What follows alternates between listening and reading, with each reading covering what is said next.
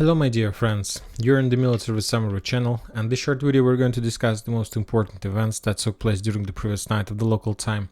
First we're going to start with Crimea, with this area, and according to information we have, the previous night the Ukrainians made another Navy drone attack in this area. The target of Ukraine attack was the local ship, the trade ship that were moving the cargo from the Russian ports to the territory of Syria or something like this. Anyway, the first updates we start receiving somewhere at 12 a.m. of the local time. There were explosions and the sources on the ground were saying that Ukrainians were attacking Crimean bridge. But later we understood that that was some kind of speculation. The Ukrainians weren't attacking any bridge. Basically, the Ukrainians attacked the ships in this area. And the Ukrainians attacked not the fighting ship or battleship of Russian Federation. The Ukrainians made an attempt to attack the civilian ship, the trade ship with the oil, as far as I understand. And this is very interesting because, for example, this is the area where somewhere at 1 a.m. we start receiving more details about that ship, that was a civilian ship, and that ship was damaged. The ship wasn't destroyed, as the same situation as the Russian ship in the vicinity of Novorossiysk. The ship was just damaged, but this is a very important thing, and that attack was no accident. The Ukrainians were planning to attack civilian ship. The Ukrainians didn't plan to attack the bridge, and I'll explain to you why. What is the purpose of attack against the civilian ship? Of course, the Ukrainians will use this case, and of course now probably the Russians will make some kind of actions in United Nations organization. They will call a consul trying to blame the Ukrainians in attacking of civilian ships and so on, but the sources are saying that the Russians were using this ship for moving and bringing and supplying and supporting their forces in Syria with the fuel. So basically, of course, the Ukrainians can use this case as excuse why they attack that ship, because basically that was a military ship. It was a private ship, of course, but that private ship who has contracts with the Ministry of Defense and served for the military purposes. So of course the Ukrainians will use this case. Also, the Ukrainians from their side published their video from how they were attacking the ship. Though that ship wasn't moving, that ship was some kind of at one place. He was waiting for the ship turns to move further, and the Ukrainians used that case, and basically the Russians didn't expect that the Ukrainians would attack the civilian ships, but anyway the Ukrainians did that, and the ship was damaged. The ship didn't sink, but the ship was damaged. The question, why did Ukrainians attack the civilian ship? And the answer is very simple. First of all, and the most important thing in any tradement using the ships, using the sea, is insurance. And basically, right now the Ukrainians increase the risks of insurance companies for insuring the cargoes in the ships. So that means that anyway, that ship that was damaged, for example, the owner of that ship will not lose anything. He doesn't care, because his ship was insured by the insurance companies, and he will get money for that. Of course, it's not a problem. But now the insurance companies need to cover their losses. And to cover their losses, they need to increase the insurance costs. And the insurance costs will increase, of course, significantly. Maybe this one case will not increase the insurance costs very high, but anyway, if you can continue doing the same, sooner or later the prices are going to be very high. And the fleet and the ships in this area will be not able to insure their own cargoes and ships, and of course this will this will increase the risk of complete collapse of any trade in the Black Sea. So this is the purpose of the Ukrainians: not to destroy ship, not to scare the Russians. The only thing they want, they're saying that if we don't have possibility to use the Black Sea for trading purposes, that means that you are not going to have the same possibility as well. And the only possible thing that Ukrainians can do is to start damaging ships and to increase the insurance risks, and the most important, to increase the insurance costs. Of course, maybe the Russian authorities and the Russian government will take the insurance risk on their shoulders, but it's too risky. Of course, it's too risky, and I don't think that the Russians will do this. The only thing the Russians can do is to try to establish 100% control over the Black Sea, but for these purposes they need to establish control over entire south of Odessa region. And even though this is not give you guarantees that the Ukrainians will not attack the Black Sea from Danube River and will not send their drones somewhere from the territory of NATO countries. Situation is very complicated, but anyway, the Russians sooner or later need to start finding a solution. And of course, the basic solution for this in this operation is to start investing money and their time into development of new technologies of Navy drones, but the Russians' Navy drones. The Russians, during their history, found a solution how to build one of the most powerful submarines and ships. I believe they need to find a solution how to build the most powerful Navy drones as well. Now we're moving further. We're getting to the Avdiivka tactical bridgehead. Today we got more updates that Ukrainians made more attempts to attack in direction of Orozhaina. All those attacks were repelled, and the situation in this area has been changed in comparison with the previous weeks. First of all, both sides see that the Russians and the Ukrainians are limited in their resources, and of course they need to understand and they need to split, stretch, and to collect the reserves and forces exactly they think is the most dangerous area. And during the previous weeks, the most dangerous area was the vicinity of Bradley Square. So that's why the Russians have accumulated significant number of forces in that area, and that allowed the Russians to destroy the most powerful Ukrainian offensive fist. We got a lot of updates from this territory. And as soon as the Russians managed to achieve that, the Russians received the possibility to release some forces from this area and to redeploy them to another like strategical area. And currently, a lot of artillery systems the Russians have redeployed in the vicinity of Orozhaina, Staromayorska, and Makarovka, where the Ukrainians during the previous days made attempts to attack those settlements, and as a result of those attacks the Ukrainians managed to develop. But today we see that, for example, in comparison with the previous day, with yesterday, we see the number of updates regarding the artillery, counter-artillery duels. The Russians have increased the numbers of shelling and bombings of Ukrainian positions, and most of them were pretty successful. For example, in this video we see how the Russians Ka-52 helicopter discovered the Ukrainian armored vehicle that was heading in direction of Staromayorsk, and as a result of rocket missile strike, that armored vehicle was destroyed. For example, in this video we see how the Russians have discovered the Ukrainian positions between Rovnopol and Staromayorsk with artillery, and after that, using artillery shells and artillery rounds, they destroyed that Ukrainian positions. We see the video how the Ukrainians were planning to develop their positions during the night in the vicinity of Staromayorsk, but the Russians start bombing them with thermobaric bombs, some thermobaric rounds. And another video we got from Makarovka. The Ukrainians, before the next wave attack made an attempt to collect and regroup their forces in Makarovka before the next offensive operation. The Russians managed to discover their positions, and as a result of missile strike, they managed to ruin the Ukrainian plans of their possible offensive operation. From the Ukrainian side, during the night, we haven't received any updates. So that's why we see that probably the Russians managed to turn initiative a little bit in their favor in this area, because the previous weeks were under complete Ukrainian control and the complete Ukrainian favor. Now we are moving further probably to the second most important bridgehead in this area those days, in the vicinity of Krasnogorovka. If you remember, during the June and July, the Russians managed to launch probably a very successful counter-offensive operation in this area, and as a result of that attack, the Russians established control or managed to enter the coal mines. Later, the Ukrainians launched the counter-offensive operation by the forces of 79th Air Assault Brigade and probably managed to return control over some part. For now, this situation is covered with fog of war. Maybe the Ukrainians were forced to step back, but we haven't received any confirmation of that. And today, these days, probably yesterday, the Russians launched another wave of offensive operation from Donetsk in direction of Krasnogorovka along the railroad ways in this direction.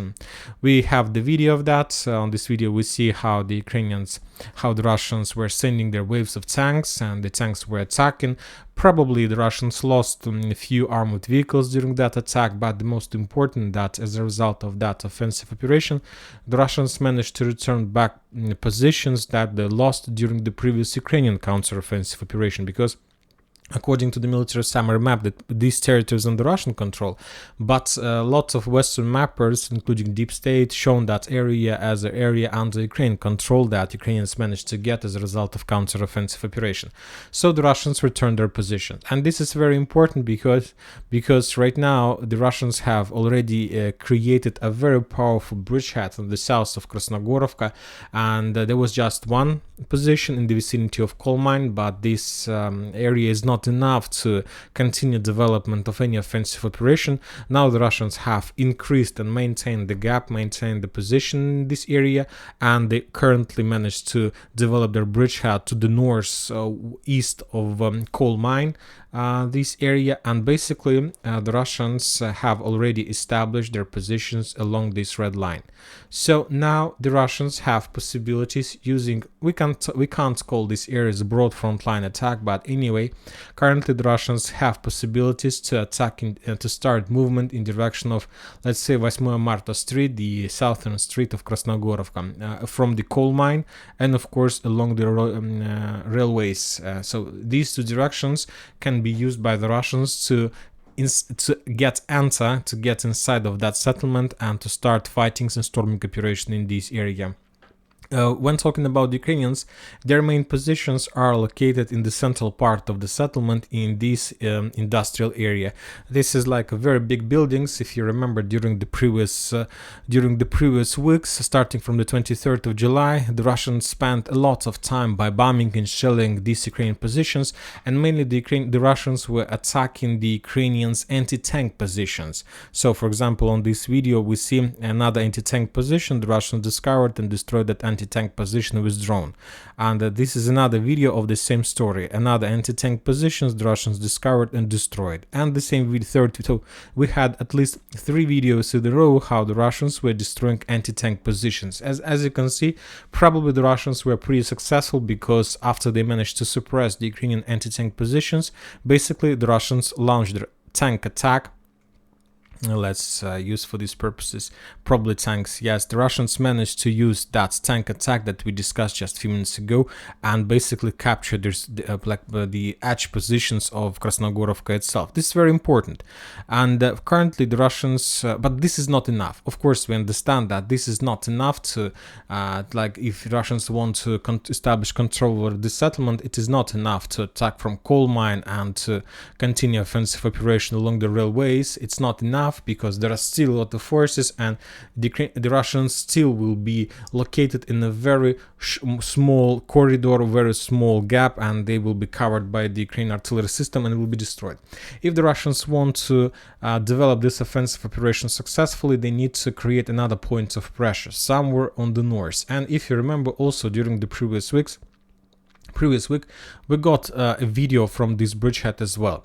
The Russians were bombing and shelling the northern stronghold of Ukrainian forces with FAP 250 bombs, with just artillery systems and so on.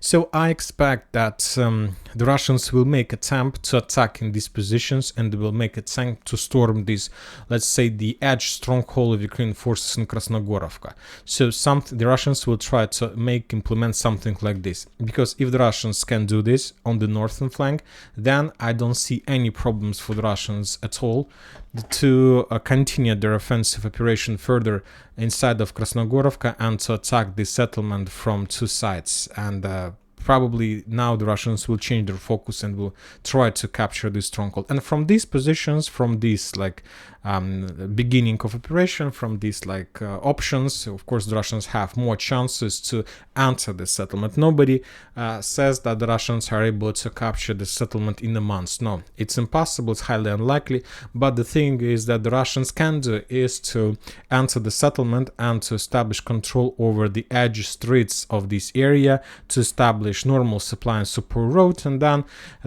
to implement the same thing as they have already implemented in Mariinka, just to ruin the settlement till ruins, to reduce the settlement till ruins, and to force the Ukrainians to step back. This is the only thing that the Russians can do. Highly unlikely they can capture and so on. The Russians made a lot of attempts to attack Nivolskaya, during the previous weeks, but those attempts were repelled by the Ukrainians. Of course, if the Russians were able to capture the settlement, maybe in this case there would be more chances to encircle, but without new войска, highly unlikely the settlement can be encircled by the Russians. Furthermore, the Russians continue bombing and shelling the Ukrainian positions between Первомайска and new войска. They managed to discover the Ukrainian hidden position, and after reconnaissance operation, they bombed that area and probably destroyed some operational or the local Ukrainian ammo depot in this area. Furthermore, we start receiving some updates from this bridgehead. During the previous 2 weeks, there were almost nothing. We haven't received almost nothing from this area, from Avdiivka. And after small operational pause, the Russians start bombing and shelling the Ukrainians. If you remember the video of the commander of 110th Brigade, he promised us and he told us that very soon there would be another attempt from the Ukrainian forces to launch offensive operation in this area probably this time has come. And soon we're going to see the renewing of the clashes in this area. Furthermore, some Ukrainian sources reported that as a result of counter-offensive operation on the northeast of Avdiivka, the Ukrainians managed to regain their lost positions in the vicinity of Veselye and Krasnogorovka. So there were fierce clashes, and we haven't received any video or photo confirmations of that, but probably something like this took place during the previous 2 days or a day. So we need to wait a little bit to get more updates about this territory. When talking about Artyomovsk area, we haven't received almost nothing. The Ukrainians continue storming operation of Andriivka, and today the Ukrainians published the video how they're using the night vision equipment targeted and coordinated the Ukrainian artillery, and after that the Ukrainians started bombing and shelling with the cluster rounds the Russian positions on the south of Andriivka.